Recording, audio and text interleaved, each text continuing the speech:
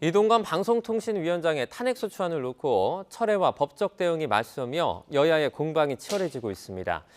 여야의 신경전은 이번 주에 시작될 예산안 심사와 처리 등 민생에도 적지 않은 영향을 줄 것으로 보이는데요. 지난 한 주간 전국 소식 정리해서 이번 주 전망까지 두 분과 함께하겠습니다. 송태용 충북대 겸임교수, 배종호 세안대 교수 나와 계십니다. 어서 오세요. 안녕하세요. 네, 안녕하세요. 네, 이제 이동관 방송통신위원장과 그리고 검사 탄핵안 소추안 철회를 두고 지금 여야의 공방이 휴일에도 이어졌는데요. 서로가 꼼수라면서 지금 맞받고 있는 모양새입니다. 어떻게 보시는지 먼저 교수님. 네, 일단 이동관 방송통신위원장은 내정 때부터 문제였어요. 네. 민주당에서는 이동관 방송통신위원장의 방송 탄압 또 방송 장악 전력을 내세우면서 부적격자다라고 반발했고요. 또 언론계에서도 반발했어요. 한국기자협회 여론조사 보면 기자들 80% 이상 반대했고 또 미디어토마토 여론조사 보면 50% 이상이 반대를 했단 말이에요. 그럼에도 불구하고 윤석열 대통령이 이제 밀어붙였지 않습니까? 이동관 이제 방송통신위원장이 윤석열 대통령 입장에서는 제가 볼 때 방송 장악을 위해서는 꼭 필요한 인물이다 이렇게 판단하실 것 같아요. 네. 실제로 이제 이동관 방송통신위원장이 사실 이제 인사청문회에서 채택 보고서가 채택이 안 됐음에도 불구하고 임명을 강행을 했지 않습니까? 그 이후에 방송 장악을 위한 여러 가지 시도들이 있었어요. KBS 또 MBC 박무신 이사장을 사실상 날렸단 말이에요. 이런 부분들이 이제 실제로 드러났기 때문에 지금 이제 민주당에서는 이동관 방송통신위원장을 반드시 날려야 되겠다라는 이제 그런 판단을 한 것 같고요. 또 반면에 국민의힘 같은 경우는 이제 이동관 방송통신위원장을 반드시 지켜야 되겠다 이런 판단한 것 같아요. 그 이유는 현재 이제 방송통신위원회 체제가 원래는 이게 합의제 기구이기 때문에 5인 체제입니다. 그런데 현재 2인 체제도 돼 있어요. 이동관 방송통신위원장과 윤석열 대통령이 추천했던 방통위원 2인 체제로 돼 있는데 만약에 이동관 방송통신위원장이 국회에서 탄핵소추안이 가결이 되면은 바로 직무정지가 됩니다. 그럼 이제 1인 체제가 되기 때문에 사실상 방송통신위원회 업무가 마비됩니다. 그러면은 이제 윤석열 대통령 입장에서는 총선 전에 방송 장악을 해야 된다 이런 게 좀 안 되는 거죠. 반면에 그렇게 되면은 국민의힘 여권에서는 굉장히 치명타가 있기 때문에 반드시 지키기 위해서 사실상 필리버스터 하겠다라고 했는데 갑자기 기습적으로 처리됐고 이 과정에서 지금 민주당도 또 이걸 안건을 처리하면서 이게 지금 법에 맞느냐 맞지 않느냐라는 걸 가지고 지금 국민의힘, 민주당이 지금 설왕설래 쟁점으로 삼고 있는 그런 상황입니다. 네. 이제 뭐 방통위원장 탄핵을 두고 여야 간의 이견이 좀 첨예하게 대립을 하는 것 같은데요. 뭐 서로가 꼼수라는 이 주장, 교수님은 좀 어떻게 보세요? 좀 큰 틀에서 볼 필요가 있다고 생각합니다. 이번 사태는 민주당이 국회를 통한 입법 독주를 했다 이렇게 평가할 수가 있고요. 첫 번째 내용적으로 보면 소위 노란봉투법이라고 말하는 노동조합 및 노동관계 조정법 개정안 그리고 방송 3법 개정안 이것은 지난 문재인 정부 때도 이미 국회에 제출되었고 계류된 것입니다. 그런데 180석을 가지고 지금까지 하지 않다가 야당이 되니까 이제 와서 이것을 강행해서 밀어붙인다는 데서 문제가 있고요. 탄핵이라는 건 기본적으로 직무상 관련돼서 헌법과 법률에 위반됐을 때 가능한 일인데 지금 이동관 위원장 같은 경우는 그러한 사항이 없습니다. 헌법적이나 법률적으로 위반한 사안이 없습니다. 그럼에도 불구하고 이렇게 하는 것은 아까 배 교수께서 말씀하시듯이 방송통신위원회는 합의제이고 위원회 제도입니다. 그런데 지금 2명이밖에 없는데 만약에 위원장을 탄핵하면 한 5개월 6개월 정도는 헌재에서 계류되기 때문에 심판 결정이 나오지 않기 때문에 무력화되는 그런 부분이 있습니다. 이를 통해서 내년도 총선까지 현재의 기울어진 운동장, 방송 운동장을 그대로 가겠다 이런 꼼수를 말하는 것이고요. 또 하나는 그 검사에 대해서 탄핵을 하는 것은 그 특별한 이유도 없습니다. 이재명 대표에 대한 수사를 하면 보복을 당한다는 정치 보복 차원이라고 이렇게 볼 수가 있고요. 또 절차적으로 보면 이미 그 탄핵안은 이미 국회법 130조에 의해서 국회 본회의에 보고된 후 24시간이 지나고 74시간 이내에 처리하도록 되어 있습니다. 이미 법안으로다가 그 효력이 시작되는 것입니다. 그리고 그렇기 때문에 국회법 90조 2항에 의해서 이것을 처리하려면 본회의에서 어떤 본회의 의결이 있어야 되는 그런 상황입니다. 그럼에도 불구하고 이렇게 다수당, 절대 다수당을 갖고 있는 민주당이 째짜게 꼼수 정치를 하는 것은 맞지 않다 이렇게 말씀을 드리고 싶고요. 네. 특별히 또 이거 탄핵과 관련된 부분은 사실 민주당이 탄핵을 운운하는 것은 참 사리에 맞지 않는다고 봅니다. 이재명 대표는 지금 7가지 사건과 10가지 정도의 혐의로 지금 재판 내지는 수사를 받고 있지 않습니까? 이런 민주당이 계속해서 어떤 헌법적, 법률적으로다가 크게 위반되고 있는 것이 아닌데도 불구하고 이렇게 정치적으로 밀어붙이는 것은 이것은 역시 민주당의 입법 독재다 이렇게 평가할 수가 있습니다. 네. 이제 국민의힘 같은 경우에는 법적 대응이겠죠. 탄핵안 재상정을 막기 위한 가처분 신청 내겠다 이렇게 했는데요. 이 부분은 좀 어떻게 전망하십니까? 제가 볼 때는 결국은 헌법재판소 또 그리고 법원에서 다 기각이 될 것으로 그렇게 전망이 됩니다. 왜냐하면 지금 우리나라 헌법 정신이 삼권 분립 아니겠습니까? 따라서 이제 기본적으로 원칙적으로 국회도 그렇고 이제 헌법재판소 그리고 또 사법부도 그렇고 서로의 영역을 존중해 주는 것이거든요. 네. 그래서 국회에서 적법한 절차를 거칠 경우에 명백하게 실정법을 위반한 경우가 아니면 헌법재판소도 그렇고 법원에서 그렇고 국회 결정을 인정을 해줍니다. 네. 그래서 저는 이제 개인적으로 지금 국민의힘에서 김집회 국회의장을 향해서 권한쟁의 심판 청구를 해도 저는 헌재가 기각할 것으로 봅니다. 기각이라고 말씀하시는 게 이제 탄핵안 재상정이 가능해진다는 말씀이신 거죠? 그렇죠. 네네네. 이제 재발의가 되는 거죠. 네네네. 그렇습니다. 지금 이제 그리고 가처분 신청도 재발의 금지 가처분 신청인데 네. 이것도 결국은 기각이 될 거라고 봅니다. 왜냐? 지금 국회의장이 민주당에서 제출했던 철회서에 대해서 결재를 했지 않습니까? 네. 여기에 대해서 지금 국회에서도 아무런 문제가 없다라는 그런 결정을 내렸기 때문에 이런 결정을 지금 국회에서 사법부에서 또는 헌재가 번복할 이유는 저는 없다. 가능성은 없다 이렇게 봅니다. 네. 지금 이제 우리 교수님께서 민주당이 꼼수 정치를 한다 이렇게 말씀을 하셨는데 네. 제가 볼 때는 기본적으로 꼼수 정치를 하는 원인 제공은 윤석열 대통령이 먼저 하고 있는 거예요. 아까도 제가 말씀드렸듯이 방송통신위원회는 5인 합의제 기구입니다. 근데 지금 계속해서 2인으로 지금 운영을 하고 있거든요. 즉 이 얘기는 윤석열 대통령이 지명했던 지금 이동관 방송통신위원장 플러스 또 윤석열 대통령의 추천 목신 인사 이 2인으로 지금 끌고 가겠다라는 것이기 때문에 이런 문제가 지금 발생한 것이고요. 두 번째로는 꼼수 정치를 민주당이 했다 이렇게 교수님이 말씀하시는데 국민의힘에서 당초에 필리버스터를 하겠다고 했어요. 네. 근데 갑자기 필리버스터를 기습적으로 철회를 했단 말이에요. 그럼 이런 왜 철회했느냐?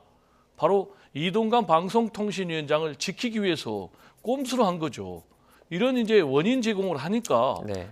민주당 같은 경우도 여기에 대응해서 지금 안건을 정식으로 상정한 건 아니고 보고만 했기 때문에 국회의장에게 철회서를 제출해 가지고 철회를 한 것이거든요.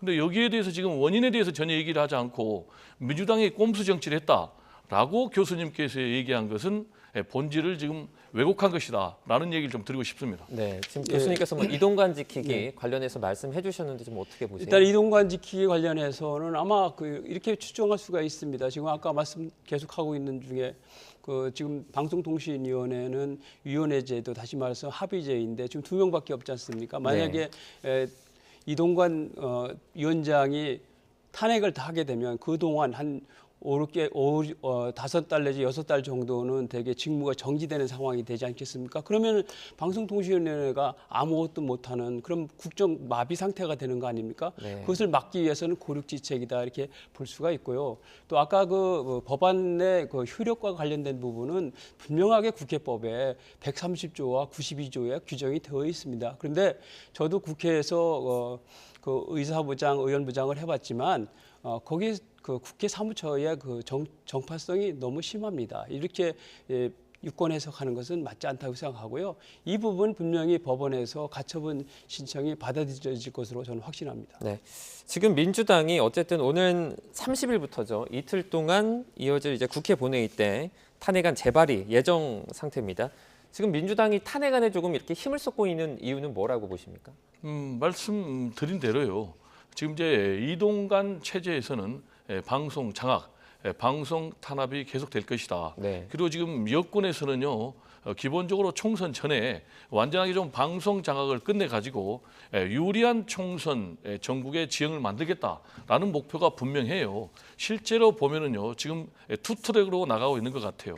하나는 지금 뭐 권력기관, 예를 들면 검찰이라든지 또는 감사원을 통해서 대대적으로 감사를 하거나 또는 수사를 하거나 지금 이렇게 하고 있습니다. 네. 지금 뭐 지난번에 지금 김만배 신앙님 씨 관련 뭐 보도와 관련해서 지금 5개 언론사를 대대적으로 압수수색했거든요. 이것도 네. 사실상 있을 수가 없는 일이다. 이거는 언론 탄압이다. 저는 이렇게 생각을 합니다. 실제로 명예훼손과 관련해서 했는데 영장을 보면은 표지에는 또 배임 수재 이런 걸 또 내놨단 말이에요. 네. 이런 것도 완전히 꼼수 영장 청구라고 저는 보여지고요. 네. 이것이야말로 언론 탄압이다 이렇게 생각을 합니다. 그리고 또 이동관 방송통신위원장 체제에 들어와서 아까 말씀드린 대로 지금 KBS 이사장 또 MBC 박문진 이사장 다 날렸어요. 이사도 날렸어요.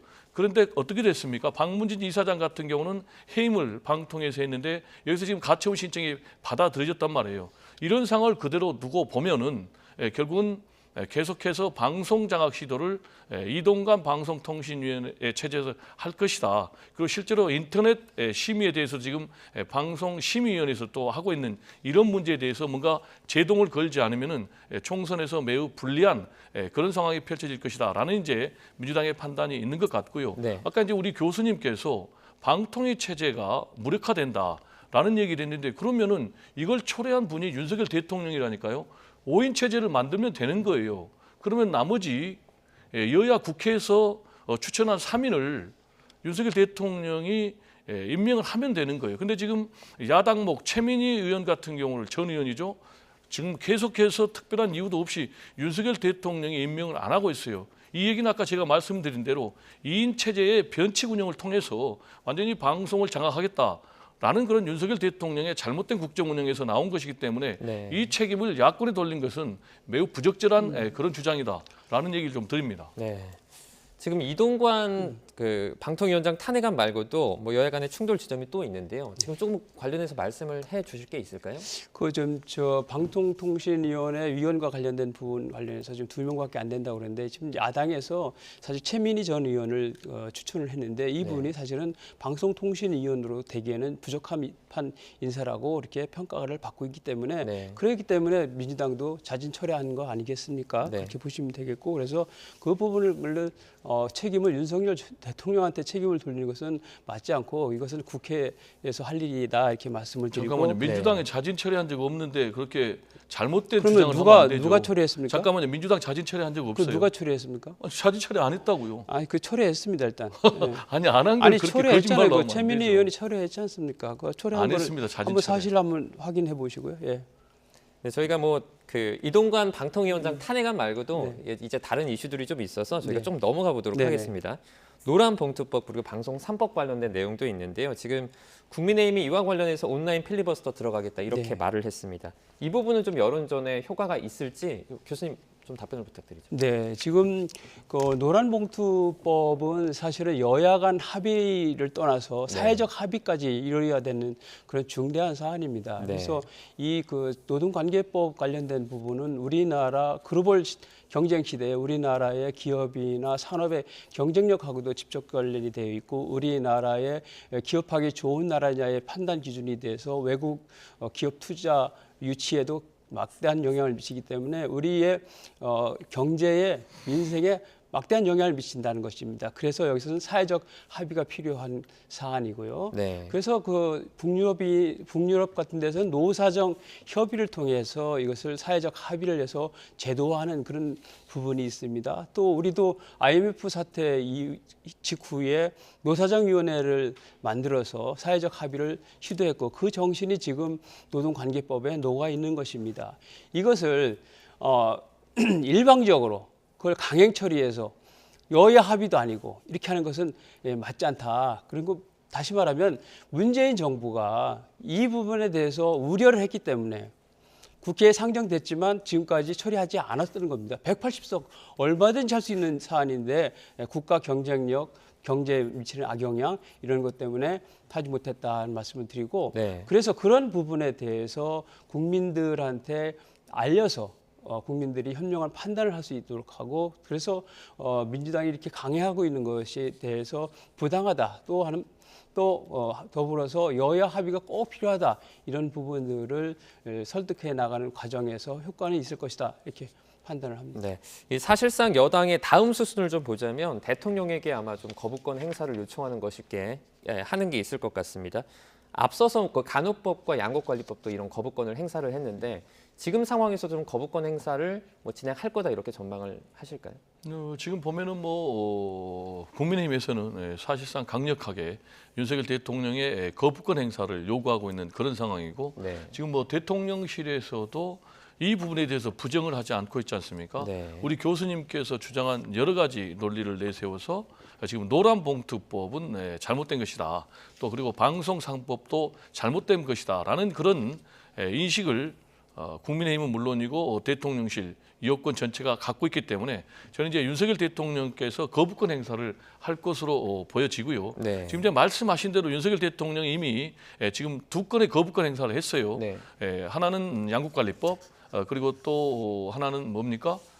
지금 양국관리법과 갑자기 생각이 안 나는데 네, 간호법입니다. 예. 간호법이죠.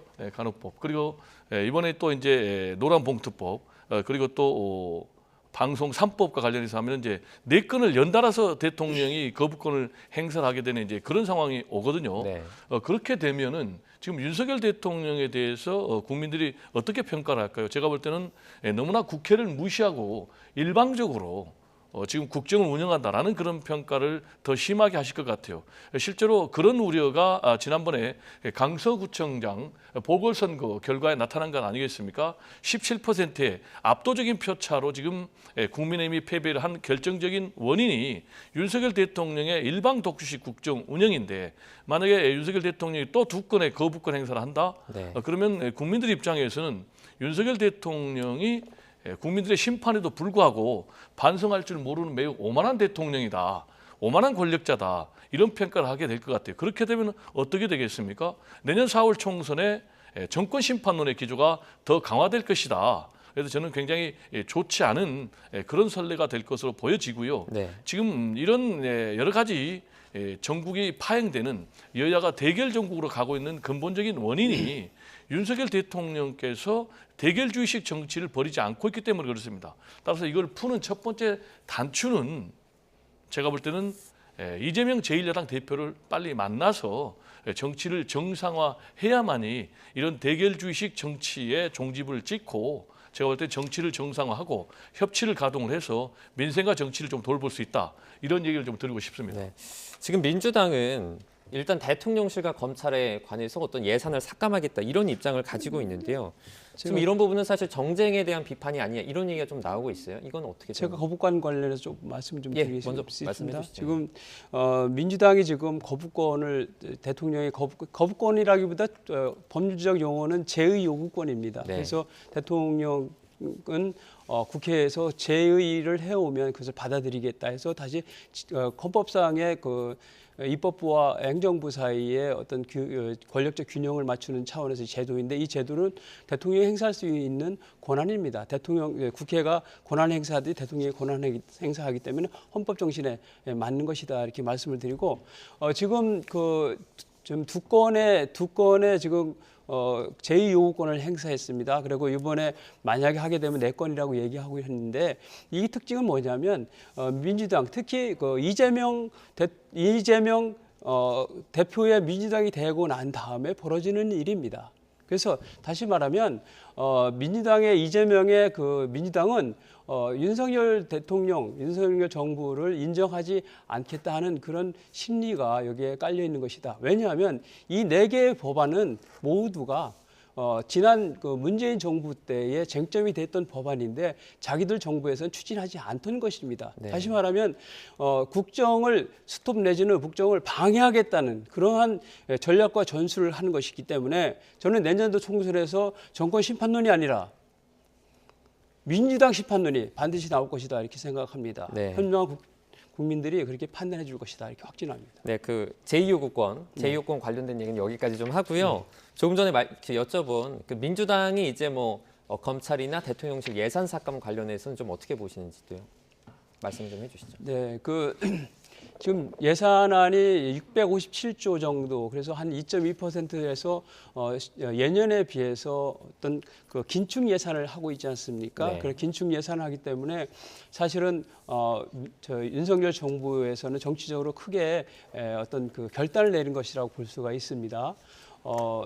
대체로 그 선거가 있는 해에는 대개 팽창 예산을 내서 예산을 많이 넣어서 어떤 민생, 경제 또는 복지 이런 데 많이 쓰고 합니다. 네. 지난 그 총선 때 민주당이 승리한 원인 중에 소위 말해서 코로나 팬데믹 때에 그 보조금을 1인 4인 가구 100만 원 정도의 보조금을 준 것이 큰 효과를 보았다는 그런 분석들도 많습니다. 네. 그만큼 예산을 팽창적으로 편성을 해서 하는 것은 여당한테 정부한테 유리한 것입니다. 그렇지만 그럼에도 불구하고 긴축 예산하는 것은 그동안 문재인 정부 때 400조나 지금 불어났습니다. 국가 부채가. 그래서 지금 700조에서 1,100조 정도 돼 있습니다. 그래서 이 그 부담이 미래 세대한테 가기 때문에 우리가 이 시국에 어렵더라도 긴축을 해서 그래서 국가 국고를 지키자 이런 차원입니다. 그래서 네. 그런 부분에서 말씀드릴 수 있고요. 또 하나는 지금 민주당이 민생과 어떤 경제의 세세한 데에 초점을 맞춰서 심사를 하는 것이 아니라 소위 말해서 정치 보복이나 정치적인 무력화를 위해서 이런 내 초점을 맞춰서 하는 것은 정말로 정치 침이다. 다시 말하면 국회 예산 심의권의 남용이다, 악용이다 이렇게 판단합니다. 네. 이제 총선 준비에 돌입한 여야의 상황도 좀 짚어보겠습니다. 이뇨한 혁신위가 내놓은 것들 중에 일단 가장 눈에 띄는 게 중진의 험지 출마론 이 부분입니다. 당내 반응 같은 경우에 뭐 당연하겠지만 반대 목소리가 있는 것 같은데요. 갈등이 좀 확산을 할까요? 아니면 같이 손을 잡고 좀 나아갈 수 있는 계기가 될 수 있을까요? 뭐 손을 잡을 수는 없겠죠. 네. 중진들 험지 출마 내지는 불출마하라는 것 아니겠습니까? 네. 불출마하라는 것은 이제 정치 그만하라라는 얘기고요. 험지 출마하라는 것도 사실상 당선이 안 되니까 정치 그만두라는 것 아니겠습니까? 네. 그래서 지금 뭐 주호영 의원 같은 경우는 나는 대구에서 정치를 시작했으니까 대구에서 끝내겠다, 서울로 안 가겠다. 라면서 지금 혁신이 안을 정면으로 거부한 그런 상황 아니겠습니까? 네. 이렇게 이제 중진들이 반발하고 있는 이유는 또 하나는 지금 자신들이 빠진 자리에 사실상 윤석열 대통령의 측근들을 갖다 꽂을 것이다. 라는 이제 그런 판단을 하고 있기 때문에 그래요. 지금 뭐 하태경 의원이 빠진 지역구라든지 또 그리고 앞으로 김기현 의원이 빠진다면 그 지역구 같은 경우도 지금 네. 윤석열 대통령의 40년 지기인 친구를 한다라든지 또는 뭐 윤석열 대통령의 검찰 측근한다라든지 지금 이런 얘기들이 오고 가고 있고 또 실제로 본인이 출사표를 던지거나 또는 뭐 출마를 결심하고 있다고 그래요. 그리고 하나 더 이유를 얘기하면은 혁신위가 지금 어떻게 보면 강제적인 구속력을 갖고 있지 않거든요. 네. 하나의 권고밖에 하지 않고 있기 때문에 지금 반발하고 있는 것 같고 네. 김기현 대표 같은 경우는 결국 제가 볼 때는 본인이 이걸 솔선수범해야 되니까 네. 일정 시기가 오면 제가 볼 때는 뭐 수도권 김포라든지 이런 부분에 본인이 지역구를 옮겨서 네. 출마하는 듯한 이제 그런 선택을 할 가능성이 높고 지금 이제 우리 교수님께서 뭐 여러 가지 말을 했으니까 제가 짧게 반박을 하면요. 네. 지금 예산안 관련해서요. 지금 뭐 미래 세대를 위한 예산 재정을 좀 아껴야 된다라는 얘기를 했는데 정반대로 그렇다면은 대통령실의 해외 순방 예산 같은 경우는 올해 보면 249억인데 578억으로 지금 329억. 그러니까 2배 이상이 늘었어요. 그리고 또 검찰이라든지 감사원이라든지 경찰이라든지 이런 권력기관, 사정기관은 전혀 늘지가 않았거든요. 반대로 지금 국가 예산의 종자 예산이라고 할 수 있는 지금 R&D 예산 같은 경우는 16% 5조 원이나 지금 삭감됐거든요.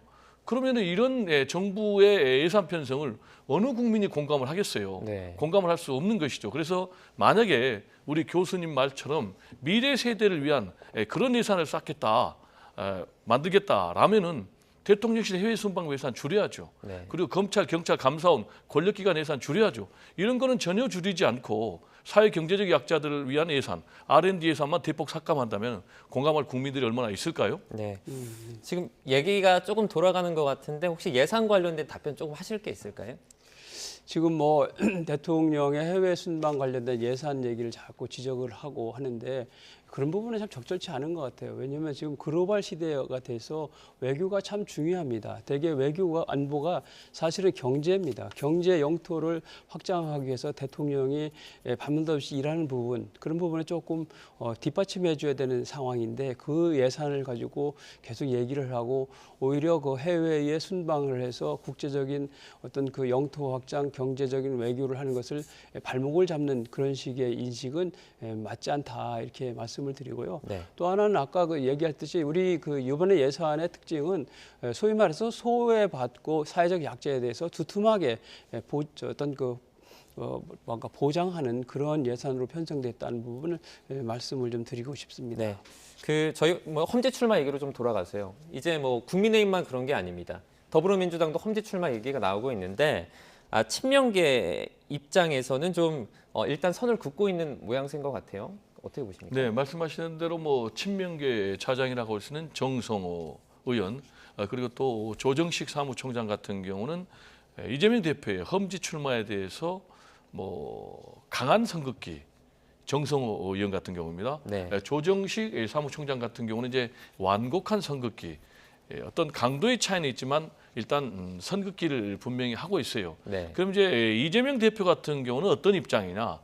총선 승리를 위해서는 어떤 선택도 마다하지 않겠다라는 그런 입장이거든요. 그래서 저는 개인적으로 어떻게 전망하냐면 네. 이재명 대표는 결국은 총선에서 승리하는 길이라면 어떠한 선택도 할 것이다. 그게 험지 출마라면은 험지 출마도 할 것이고 네. 저는 불출마라면은 불출마도 할 것이다. 다만 험지 출마 같은 경우는 당내 비명계도 좀 적절치 않다라고 보고 있어요. 그 이유는 이재명 대표 같은 경우 총선을 진두지휘해야 되지 않습니까? 네. 근데 험지에 출마할 경우는 이제 발이 묶이기 때문에 총선 전략에도 좀 맞지 않다. 그런 입장을 하기 때문에요. 저는 앞으로 그러면 남은 이재명 대표의 선택지는 두 가지라고 봅니다. 하나는 불출마를 할 가능성도 저는 있다고 봅니다. 네. 명분 쌓기 위해서. 또 하나는 비례대표 후순위로 나갈 가능성도 저는 있다고 봅니다. 네. 그래서 사실 성인하는 그런 모습을 보여줘서 총선 승리에 도움이 된다면은 제가 볼 때 뭐 일종의 B카드로 언제든지 적절한 타이밍에 선택할 수 있다. 이렇게 전망을 해봅니다. 네. 지금 말씀하신 내용들이 잠시만요. 그 당 통합을 위해서 어떤 이재명 대표의 카드가 될 수도 있다고 좀 보십니까?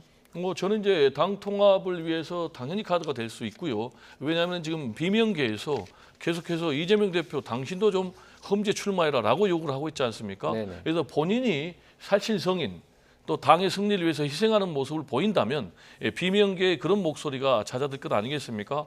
그리고 역시 중요한 것은 지금 국민의힘에 대항해서 이기는데 꼭 필요한 것이 역시 이제 당의 단합이거든요. 네. 그럼 이제 당의 단합과 관련해서는 지금 비명계가 강력하게 반발하는 그런 이유는 결국 자신들을 공천해달라는 거예요. 자신들을 공천 학살을 하지 말라는 거예요. 그럼 이제 공천 학살을 하지 않게 하기 위한 선택은 제가 볼 때 두 가지 같아요. 하나는 시스템 공천, 또 하나는 지금 뭐 강성 친명 지지층들이 뭐 지역구 의원, 비명계 의원 사무실에 몰려가지고 항의하고 있지 않습니까? 이 부분에 대해서 제동을 걸어달라는 것인데 최근에 이재명 대표가 제동을 걸었지 않습니까? 그래서 저는 이재명 대표 입장에서는 당의 단합을 위한 그런 행동을 앞으로 계속해서 기울일 것이다. 네. 이렇게 봅니다. 네. 교수님 이재명 대표의 어떤 향후 거치 전망 들어보셨는데요. 제가 보기에는 지금 그 비명계에서 하지 않아야 될 얘기를 한 것 같습니다. 사실은 그 이재명 대표의 그 국회의원직은 절대적으로 중요하다고 생각하기 때문에 앞으로 향후에도 계속해서 방탄 국회를 해야 되기 때문에 국회의원직은 계속 유지되어야 된다. 어떤 형태든. 그래서 비명계가 아무리 그렇게 얘기하더라도 험지까지 갈 일은 없다. 이렇게 판단을 합니다. 네. 그리고 어떤 그 비명계가 그 이재명 대표에 대해서 험지 출마를 요구하고 주장하는 것은 아마 이제 향후에 분당이나 탈당했을 때의 어떤 명분 쌓기용이 아닌가 이렇게 생각되고요. 그래서 비명계는 일단 그 공천권을 둘러싸고 먼저 단합을 해서 당내 투쟁을 하고 만약에 그것이 여의치 않다면은 분당의 길을 가지 않겠나 이렇게 생각이 되고요. 네. 또 한 가지는 그것을 뒷받침하는 것은 대개 공천을 하게 되면 여야 할 것 없이 40에서 50% 정도의 물갈이를 하게 됩니다. 그러면 민주당이 한 170석 정도가 됩니다. 범민주당 하면. 네. 그러면 대개 한 70, 80명 정도가 사실은 물갈이 대상이 됩니다. 그렇기 때문에 그런 경우는 숫자상으로는 두세 개의 교섭단체도 가능한 숫자입니다. 그렇기 네. 때문에 제가 보기에는 이재명 대표가 공천권을 보장할 수 없는 상황이기 때문에 분당이나 어떤 그 분열은 불가피하다 이렇게 판단합니다. 네, 지금 이준석 전 대표 측의 움직임도 좀 살펴보겠습니다. 신당 창당 얘기가 계속해서 나오고 있는데 이게 의견이 좀 많이 엇갈리는 것 같아요. 먼저 교수님께 좀 여쭤볼게요. 저는 그 이재명 대표의 얼굴로 신당을 만든다. 그게 사실 어렵기도 하지만 네. 결과적으로 성공하기 어렵다고 생각을 합니다. 왜냐하면 지난번에 그 이준석 대표가 이런 얘기를 했습니다.